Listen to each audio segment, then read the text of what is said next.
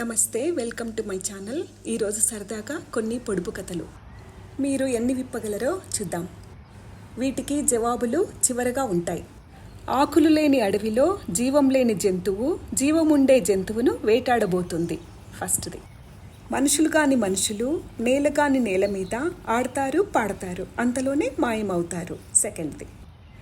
నడిచినా నడిచేది, ఎగిరినా ఎగిరేది, మన వెంటే ఉండేది, చేతికి దొరకనిది ఏది? థర్డ్. అమరా దేశంలో కుమరా పండు, కొనేవాడే కానీ తినేవాడు లేడు. ఫోర్త్. కిరీటం ఉంది రాజును కాను, తోక ఉంది కోతిని కాను, ఆడతాను పాడతాను కానీ నెమలిని కాదు, మరి నేనెవరిని? ఎండినదొకటి, పండినదొకటి, కాలినదొకటి, ఈ మూడు నోటికి అలంకారం.